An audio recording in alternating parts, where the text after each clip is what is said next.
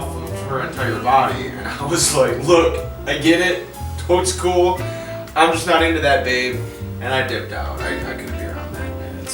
It was bad. It was bad. Oh, there you are. Right there. Hello, folks.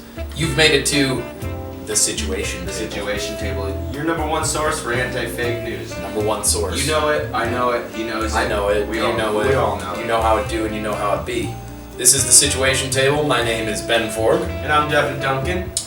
Today, we will be discussing 3 different topics. Topic number 1, the political right in America. Topic number 2, the political left in America. Topic number 3, as you may have guessed, the center. Now, starting with the right. Oh, shit, I'm sorry, we're supposed to. I forget it. To the right? To the right. To the right. Might is right if you know what I'm saying. Everything you own in a box to the right. So, we start off the week, I believe yesterday or the day before, not that it matters to any of you internet viewers, with a new executive order, which was signed in the middle of some kind of conference. The executive order was based on religious freedom and religious liberty, as the current White House administration put it. Essentially, what happened was President Trump signed an executive order saying that there would be fewer restrictions on religious tax-exempt organizations relating to how much they can donate to political candidates, what the extent of their speech really is. So basically what they're doing is peeling back restrictions on religious organizations who have tax-exempt status so that they can have a more active role in the political process today, which I feel might violate our Constitution a little bit. Yeah, I'm not entirely just sure. a little bit. I mean, just one of the core principles of Yeah. it, but otherwise it's probably fine, right? Yeah, I think. Tell me your thoughts. I think just from the start, I mean, having churches and religious practices being tax-free, like I understand it, but I think that's a little BS. I think it's bullshit. Yeah. But now that they have even more freedoms to rig the system towards candidates they favor tax-free, Right. no way it's gonna end well. No way. There's no Right. chance. Well, it kind of seems like, so do you remember a little while ago we were talking about, will Trump go for a second term? Will he be able to get it? And I said if he gets 2, he'll get 3. You think so? I think it's possible. Yeah, I think But- that's possible. But what I think is How that cool would that be? Yeah. That would be wild. well, what I know is All that the they people have that said he's not my president would be like, he's really not my president now. definitely not my president. Super not my president. Super not my I didn't president. vote for him the first or second time. I sure as fuck didn't vote for him the third time. So they got Mike Pence as the VP, right?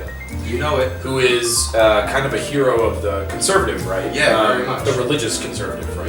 Which is actually somehow differentiated from. Would you call Trump? I guess he's the hero of the alt-right.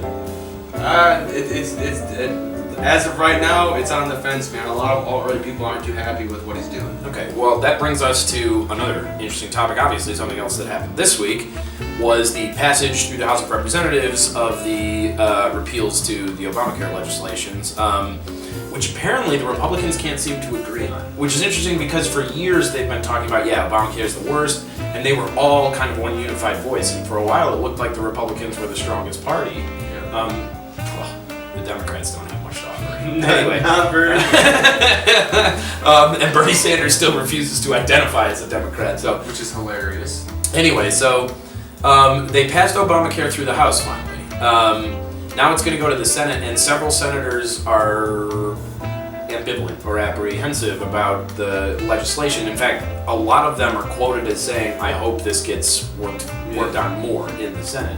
They only have a 52-member majority. Yeah, So to my understanding, this new bill was passed rather rushed. Like, usually. rather rushed. I mean, apparently several House members didn't even have a chance to read it. Yeah, that's the thing. People haven't got a chance to read it, and then what they do read, they don't have much time to deliberate on what they're reading. It's like, okay, I read it, and now we're dealing with passing it. Right.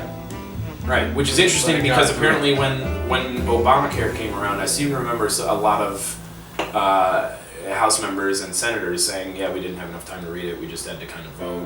It was part of the budget thing. Obama had to negotiate to get it through. Americans are, as we're finding, much more in support of it than not, though. Even though Obamacare has its flaws, Americans are just cool with having health care. How wild is it going to be if for some reason, Hail Mary, it works? Let's say Obamacare gets repealed and whatever the new Affordable Care Act gets passed. It's just like, wait, It would be like living in a pension. what has happened? Yeah. Well, also, if it happens with the regulations that they're putting into place, I mean, the American people. What amazes me is that there are so many people still in the streets, right? Yeah. Fuck Obamacare, repeal it, get rid of it, repeal or replace, whatever. These are the people who would be affected by those repeals. I mean, they would just lose all of their benefits. Why the hell? You know, it's like the women who walk around arguing for, women are less than men because the Bible says so. You know, it's just kind of like, what? Man, this is fucking crazy. No one. I feel like if you're arguing that Obamacare or the Affordable Care Act it is perfect. I don't think anybody's doing that. No one. I don't think anybody agrees. I don't that think a it's single perfect. person is. Not a single. And that there are problems. And maybe Cory Booker. Maybe possibly he's the only one. Or maybe Hillary because America's already great. Yeah, America is great. ACA. Hashtag America's already great. The ACA is already great. But the problem is people that aren't happy with the pitfalls and the dangers of Obamacare. They just want to scrap the whole thing, which I understand that, but at the same time, it's just like sometimes when something's broken, you just fix it. You don't just scrap it and start all the way over, because then we gotta start from the bottom, and then Trump Care can have just as many holes as Obamacare did. So why not keep Obamacare, trash what doesn't work, and try to add to it to make it better? Well, okay, that's a rational person's point of view, but that's actually a great segue into what I was thinking about saying, which is there is an interesting division between the old school conservatives of the George Bush era, and maybe the last 30, 40 years, and the new school conservatives who we've heard from Steve Bannon that his interest is in dismantling the administrative state, right? We've heard from Trump that it could kind of go either way. Trump doesn't really seem to have any opinions. I'll drain the swamp, but I might fill it back up with my own swamp monsters. Right. And so we seem to have this really. I remember when we were younger, 10 years ago. We're not that old yet. When we were younger, the enemy was kind of this religious fundamentalist, right? Now that they don't have a specific ideology that they seem to be coming from, now that the alt-right has really kind of taken root and gotten its feet planted firmly in place, it's really hard to argue against them because to me it reflects kind of a move in the direction of the Joker from Batman. It's just kind of like some people want to see the world burn. It's like, we're going to dismantle the administrative state, but you never hear why. Yeah. You never really hear why. It's like, it's too bureaucratic. It needs to change. Right. Burn it to the ground. Yeah. Burn it to the ground. Get rid of it. Get rid of it. We don't need it. We do not need no rules. We don't need no regulations. We just need everything needs to be open and free. It's kind of amazing, and maybe that comes around to maybe something that has to do with that is the firing of Bill O'Reilly. Roger Ailes is gone. Sean Hannity is apparently next with his next on the chopping blocks. Tucker Carlson's banking harder than anybody's ever banked. Right. And so here's a question for you. Would you say that Tucker Carlson is a face of the alt-right or not so much? No, I don't think he's the face of the alt-right. If I had to... Not the face, but a face. A face. Is he associated with it? A face. I don't know if he associates himself with the alt-right. I think the alt-right definitely appreciates how he, for a lack of better words, shits on cooks. Trolls. You can't cut the tuck. Hashtag. You can't cut the tuck. Can't cut the tuck. Tucker cuts tucks all day long. That's his job. So that's do an I think job description. Do I think that he is a phase of the alt-right? Yes, I think they do like him, but I think the poster boy of the alt-right is probably Milo Yiannopoulos. He kind of Milo's the face. Milo, he's a dangerous faggot. He is a dangerous faggot, and he's on tour. Milo readily identifies with it, right? Tucker hasn't really. Tucker's been a Republican. He hasn't embraced it. Why would he? He's been a Republican his whole life. But my question is about how people view him. Because people obviously look at somebody like Bill O'Reilly and say, okay, that's a conservative, fundamentalist, religious, exactly, blah, blah, blah. Tucker Carlson is actually a little bit... Tucker Carlson has the same kind of trolling techniques that the alt-right likes to employ. At least, from the way that get the other person mad and then just laugh and be like, you're an idiot. Yeah. And then the person starts imploding and they look stupid, therefore you look right because you're laughing at somebody else. Right. Because if you watch him, all he does is just be like, that's ridiculous. And then he just laughs at the absurdity of the situation. Well, so that's why I ask: is he? Maybe he's not a card-carrying member of the alt-right, and as of now, they don't have their own party, so maybe you can't say that.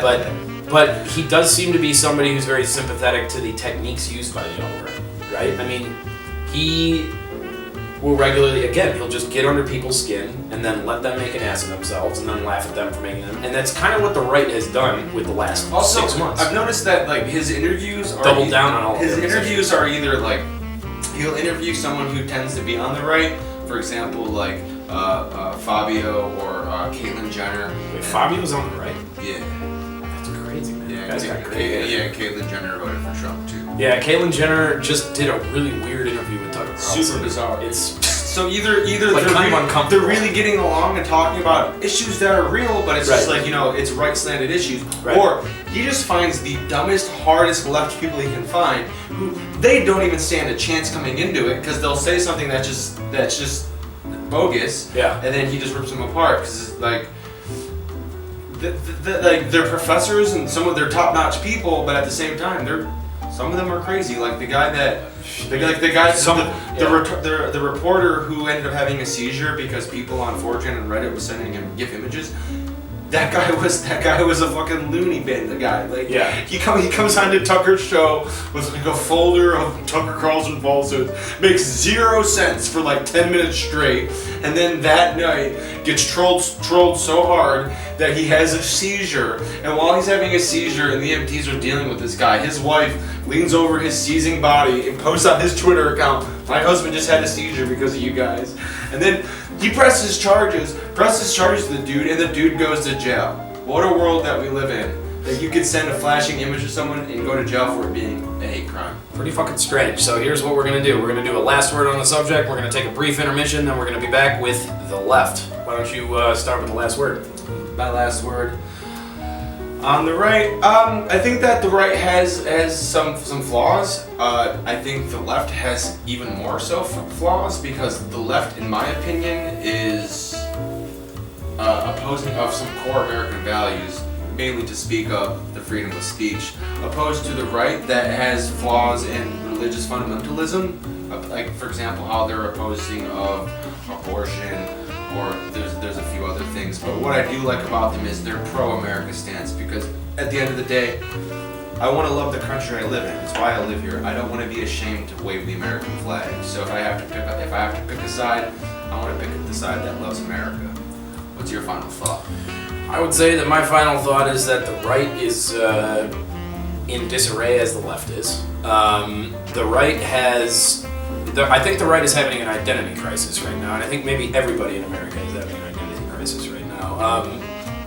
The right cannot seem to find out what they actually stand for. What they do stand for, though, is power and might, and what they're willing to do is anything and everything to achieve their objectives. So I think there's a real problem on the right with anti-intellectualism, anti-science stances. I think these people are confused in that most of them are sympathetic to religious ideology, but a lot of them aren't really religious. So they're trying to figure out what their actual ideology is. But what they know, and what I know, is that they're all ideologically bathed.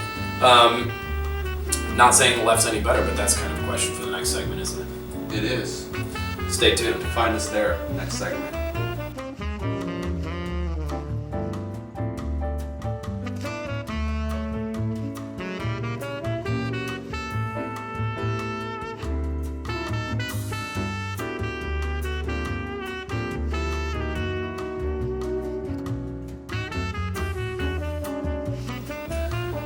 So here it is. The next situation is going to be the political left. To the political left. Left.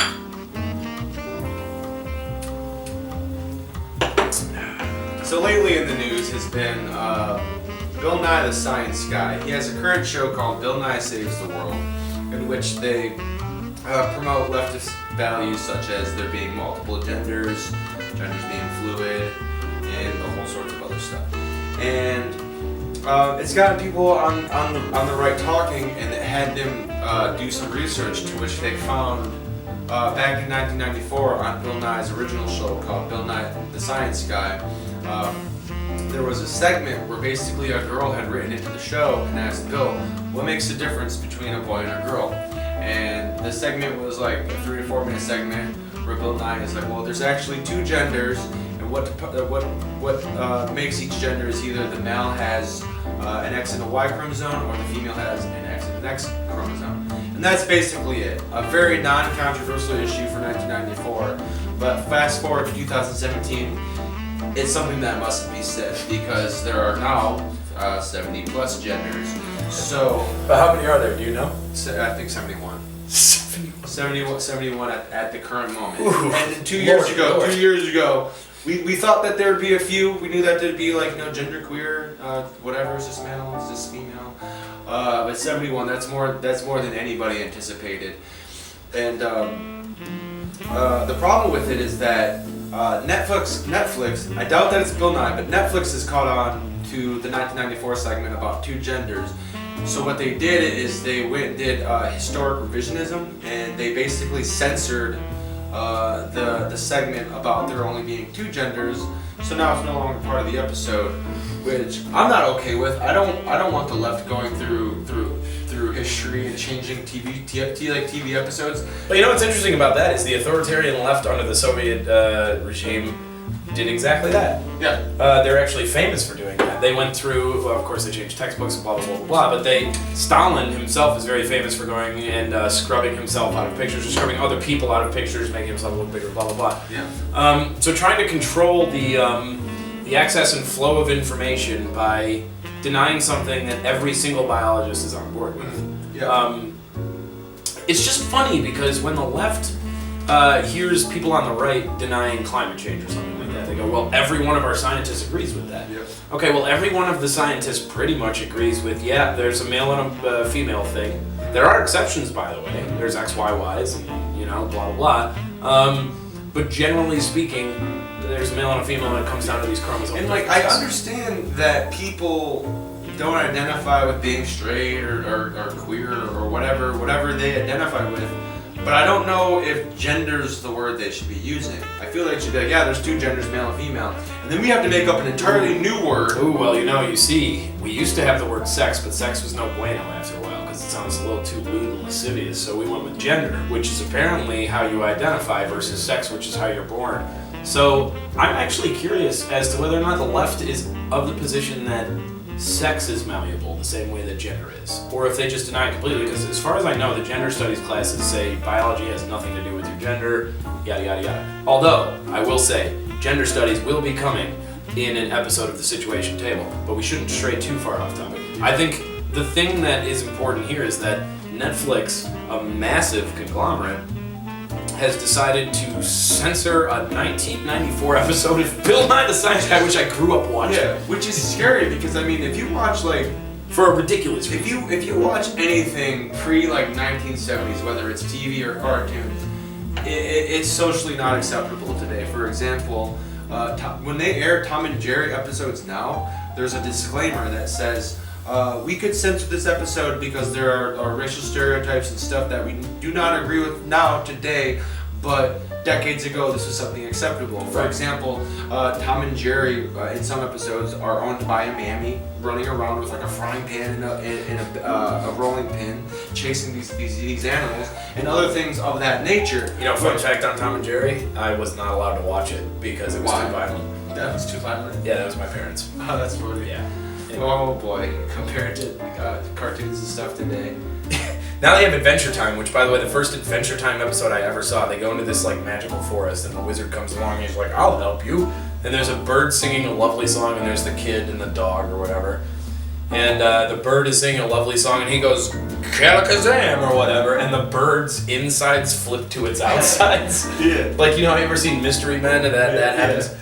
We're going way off topic, but the point is that I think the left has gotten to a point of truly authoritarian control. In the earlier situation on the political right in America, you were saying that you almost understand and identify with the right easier or better than the left. And I'm not calling you a member of the right, but I'm saying that I understand that position because the left is so ridiculous in its view of society. The left is ridiculous, the right's ridiculous, but to what I'm understanding is the right wants to be correct with their use of like facts and numbers and knowledge, where it seems like the left doesn't care if they're right or wrong. They just don't want the opposing party to speak, because if the other party doesn't say anything, then they can't be right or wrong. And if your opinion is the only opinion, then it's probably the right opinion because it's the only one that's left. Here's where I would beg to differ, of course. Climate change. I don't think the right cares if they're right or wrong.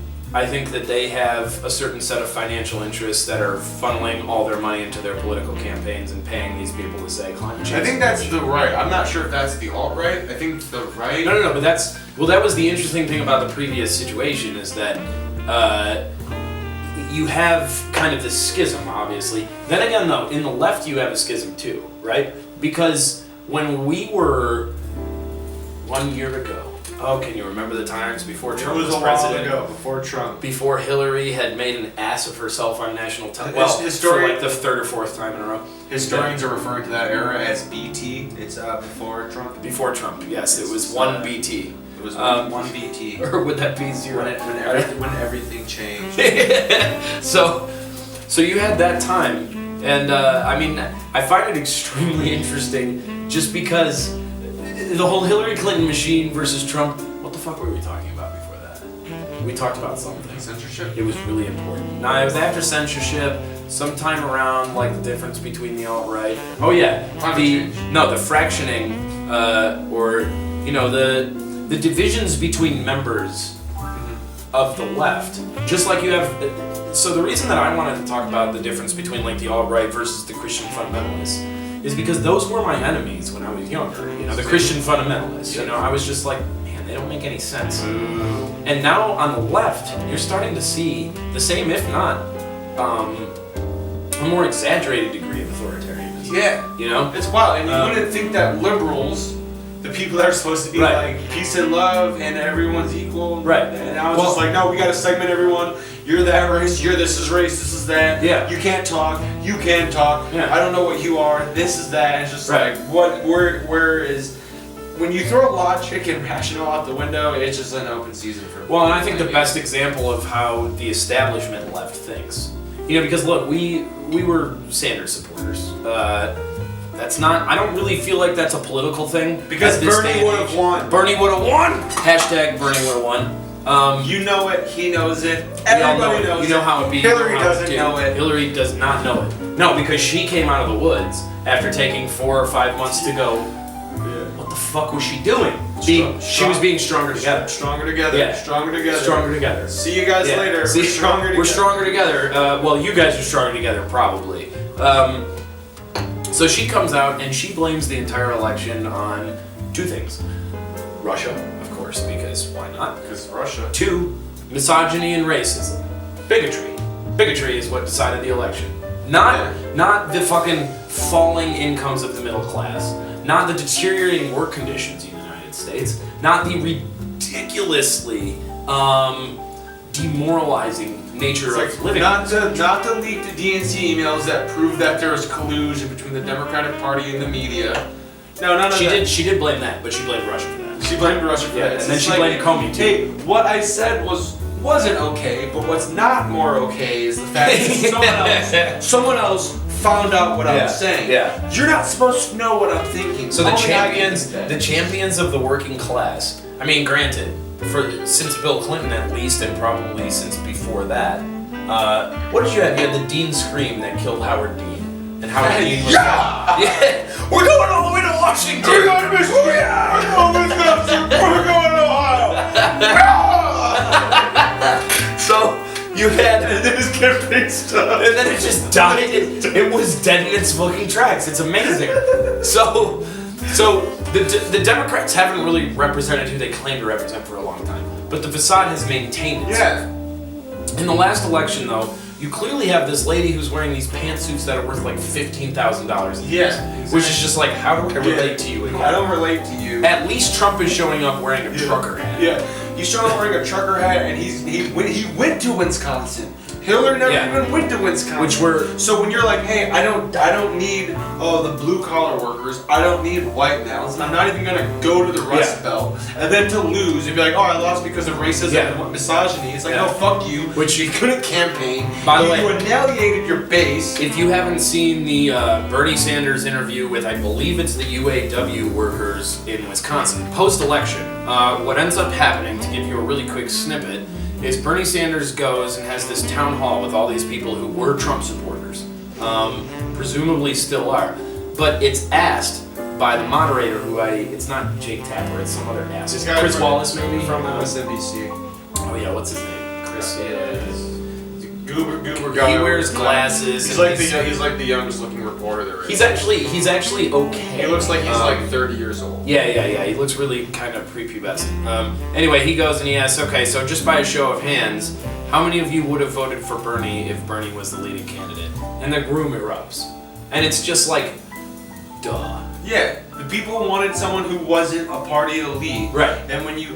the situation was so fertile that we didn't even need a real progressive to come along. We had a faux progressive, Trump, come along and then steal Bernie's thunder because the people clearly wanted somebody who was an outsider. We had two outsiders and then a corporate media whore. Right. And the corporate media whore cheated, knocked out the true progressive. True progressive gets knocked out, and the Democratic Party loses all steam, and all the energy for the progressive movement just goes over to Trump. Well, the funny thing, of course, is that the corporate media whore was running against another corporate media whore who literally became famous for a reality TV show. Anyway, we need to get the final word. Do you want to go first? Or you want me to go first? I went first last time, so it's your So I'll go first. All right. So the political left is about as damaged as the political right, if not more.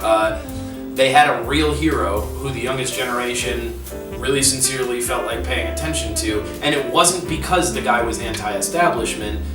It wasn't because the guy was an outsider necessarily. It's because the guy spoke his mind, and it was unadulterated, and people could tell, and the youngest generation could tell because all we've been raised on for the last 30, 40 years, although our lives are not even 30 years yet, all we've been raised on has been politically manufactured bullshit. So when this guy came around, it really felt like a breath of fresh air. The Democratic establishment, on the other hand, decided we want absolutely nothing to do that. In fact, we're going to rig the game to make sure that he loses. So my thoughts on the left are that they'll probably go politically extinct if they can't manage to find some new kind of manifesto, and if they really don't, if they're really, really hesitant to incorporate the values of people like the Bernie Sanders, Elizabeth Warren left, they're dead in the water, and I don't think there's much they're going to be able to do. And the right's always going to have fuel to attack them on because they've demonstrated that they're too weak to really do anything in response. So that's the last word for me.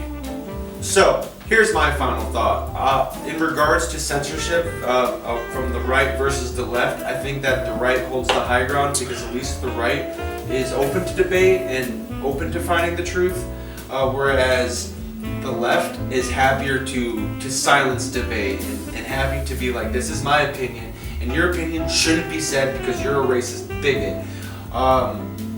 Long-term censorship in any form is going to be bad. The policing of thoughts is going to be terrible. So I feel like right now, the right versus the left, it's an open battle, and I really hope free speech wins because it's why our founding fathers put the First Amendment. Hashtag free speech. Free speech. It truly does matter.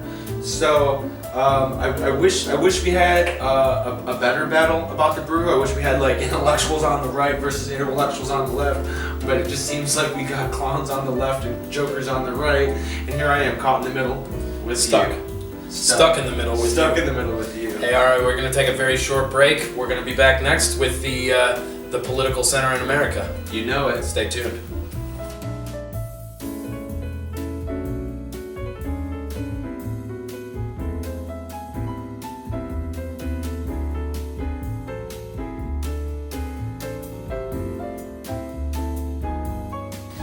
So yeah, man, I mean, I was at work, I was talking to my manager, and then she pulled me aside, and we were fooling around, obviously, no cameras on us or anything, and then she wanted me to eat it out of her mouth.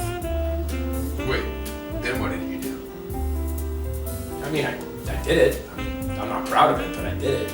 I can still kind of taste it a little bit. Yeah. Oh, hey there. Oh, hello. Welcome back to the Situation Table. Your number one source for anti-fake news. And so, for situation number 3 of this episode, we have the political center in American politics. To the political center. We have made it to the middle. So, usually with situations, we try to introduce them with some relevant story that's coming out of the news, but I feel like, we feel like this one kind of speaks for itself. The political center in America is a place that can be very difficult to identify because, judging by those old political spectrum quizzes, you could say, okay, here's how people who are generally liberal think, here's how people who are generally right-wing think, here's the middle. Well, I feel like the Overton window has shifted to the right, such to the point that establishment Democrats are generally to the right of what that political spectrum would consider the middle, if not maybe they're moderates. The right, the Republicans, are just way, well, to you it would be, you know what I mean. Directions. So we've shifted the... Everything's moved and then spread apart. So everything's to the right, but it's further than it's ever been. That's all you need to know. So we've really shifted the what we're allowed to talk about in mainstream American politics to the point that no real progressive liberal party exists. And I don't mean progressive in the sense of like the Young Turks or liberal in the sense of Hillary Clinton or Barack Obama. I mean actually liberal, classically liberal, maybe as Mr. Rubin talks about or something like that. So what we're going to do for the concluding situation is talk about where that political center might be, how we can maintain some grip on sanity, and what do we do going forward for those of us who don't identify with either the Democrats or the Republicans. So here's the thing about moderates is that for the longest time they have been considered like fence sitters, people who aren't involved because they're trying to hear both parties, and according to the rules, only one side can win, either the left or the right. But I feel like now more than ever, we really do need the moderates because we need a party of people who can hear the cries of the fiscal conservatives on the right and then the social justice warriors on the left and bring them together and say, okay, you're worried about pronouns and gender issues, you're worried about the national debt, let's come together and work on some sort of compromise to where everyone's happy, because at the end of the day, everyone needs to feel like they're part of something and that they're happy. What do you think it would take to get... Okay, so let's say you took somebody from the Black Lives Matter movement, right? You took one of those people, and then you took somebody like a pro-Trump supporter, but not just like I voted for Trump because I'm a Republican, like somebody who goes to the rallies. Like an all lives matter. Like an all lives matter. Yeah, or Blue Lives Matter. You know? Blue Lives Matter. So what would it... Matter I feel like somebody from Black Lives Matter and Blue Lives Matter, those two people could agree that lives matter, right? Yeah, I think that everyone on the same page is that lives matter. Right. It's just like which ones. Okay, so here's the thing: is that roughly a third, if not more, I believe it's more, of the American public is unaffiliated with a political organization. Yep. Okay, so I feel like that number is probably increasing because I feel like people are regularly just kind of going, whoa, I'm not a Democrat, I'm not a Republican, I don't know what the fuck I am. So the weird thing is, the position I've found myself in, and maybe it makes it difficult for us because we're younger, you know, we're millennials, we don't know what the hell we're talking about, we have never seen this shit before, as the older generations love to tell us, we don't know what we're talking about, okay, but at the same time, we have to figure out some kind of philosophical stance and some kind of worldview that allows us to interpret what's happening. So, I'm not a Democrat, right? I'm not a Republican.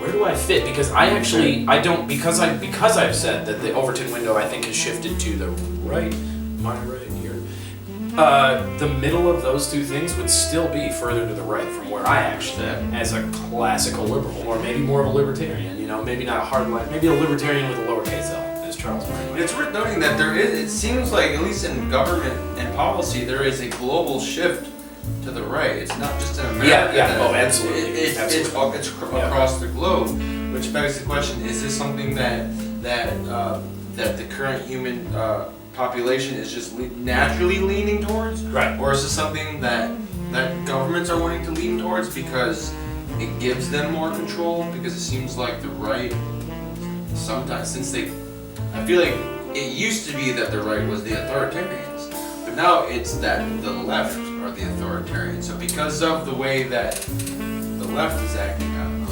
You know, maybe what's kind of strange about that is that obviously neoliberalism has been kind of a prevailing political philosophy for the last X amount of decades.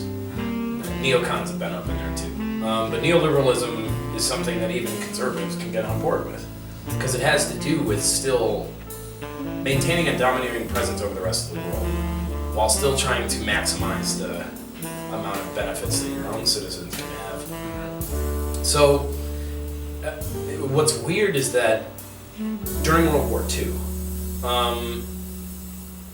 you know, and during World War II and pre, you had the Soviet Union, obviously that went into the Cold War, you had the Chinese communists. Okay, now technically this is left-wing authoritarianism. And what's weird about them is that they killed more people than any of the fascists ever did. It's insane how many people they killed in the name of these supposedly innocuous philosophies. Yeah, isn't that wild? It's just like, yo, we got Russia over here. It's good for the motherland. We need millions of Soviet soldiers to die, but Right. long term, it's good. It's like Not even soldiers, dude. We need just civilians. We need our own citizens to go to the gulag. We need people to just die, but long term, it's gonna be good. It's like how does that make any sense? That what's bad for the people now will somehow just be good in the future. I think it might have to do with something of, I mean, individualism doesn't really. So, you know, Ayn Rand.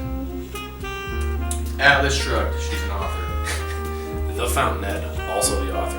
Fountainhead's a better book than Atlas Shrugged. I've read them both. But Atlas Shrugged is what is known. Atlas Shrugged is what is known. Ugh. She's kind of a pseudo-philosopher, right? She has some really interesting theories. A lot of her shit is just crackpot bullshit. But she talks about this kind of, this individualism, right?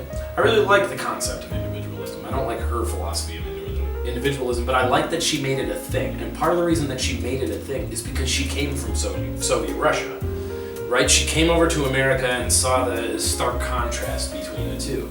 And when she got to a place where she was free to speak her opinion, she certainly did. Influenced a whole generation of Paul Ryans, which, thanks Ayn Rand. Yeah, but at the same time, I feel like a lot of, like it's the kind of follower mentality. You know, you ever look into the Jim Jones, Jonestown thing? Yeah. You know, it's a bunch of unsuspecting people, and there was one senator who went there and got killed or whatever. That was with the Kool-Aid thing, right?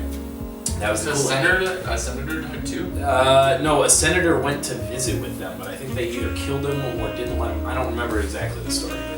Anyway, the point to me is that there wasn't necessarily political affiliation there. It wasn't really a political thing. But I think what that exemplifies and illustrates is that people are willing to believe bullshit, regardless of political affiliation, because they're always looking for the opiate. You know, they're the easy answer, what makes me feel good, yeah, and I'll ignore what makes me feel bad. And something you and I were talking about before, which is that even after Richard Nixon was impeached and found guilty of criminal charges, 25% of the country still approved of his job. Why not? And so it just seems to me that there's always this quarter of the country, and we're 300 million people, and you apply that to the global status, that's a lot of fucking people. There's a quarter of them are just willing to go with whoever seems like the strongest at the time. Is that an evolutionary strategy, or how does that apply to politics? How do we end up in this That situation? guy looks tougher. That guy seems like he's a manly man. I support him for that. Oh, he's ripping us off and being crooked as fuck. Whatever, sometimes you gotta do what you gotta do. That's exactly right. Politics is a dirty game, you know? I mean, so it just seems like we ended up in a very strange position that so many people are so gullible and so willing to go along with somebody who is perceived to be a strongman. Who, by the way, these perceived strongmen are almost never strongmen. Stalin was, 5'4", you know? Fucker couldn't defend himself in a fight if he wanted to. Mao Zedong was tiny, you know? A lot of these people. Mussolini was made fun of by a shit ton of people. At least I believe he was a military man. I mean, Stalin was too. But, you know, so we end up in American politics. And we're coming from this long, rich history of ridiculously, bitterly divisive, opposing political parties.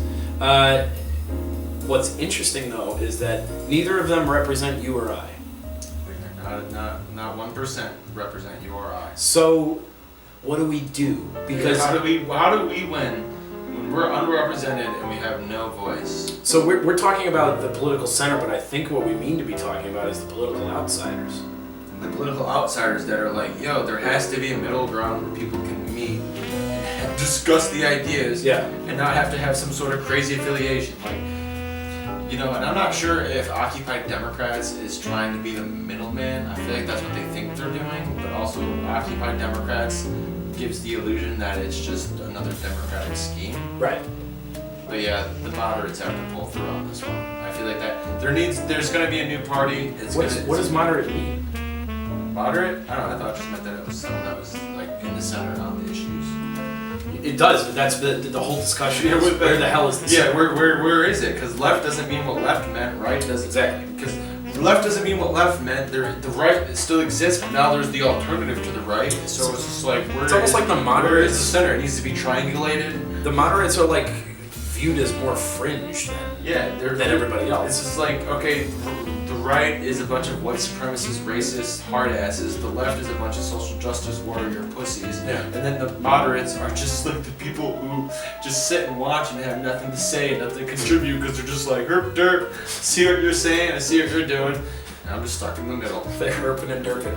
All right, people, so we're going to do the final word on the political center, which will probably encapsulate our opinions on the political left and right in American politics. Now, I'll go first. All right, we're going to start with Mr. Moderates. D-Double-F. I feel like had Bernie won, which hashtag Bernie would have won. Bernie would have won. Without a doubt. No doubt. I don't think we'd have to deal with this issue, because I feel like he is the political outsider moderate that America so desperately needed.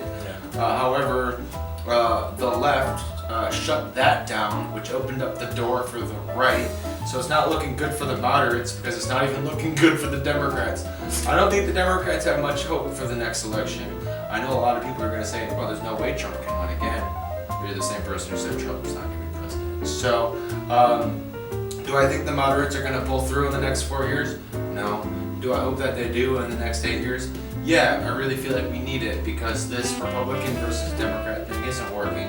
Having two choices is not a viable solution when there's just when life is so diverse and you're just supposed to choose between white or black, and it's just like, yo, give me a little bit of that gray.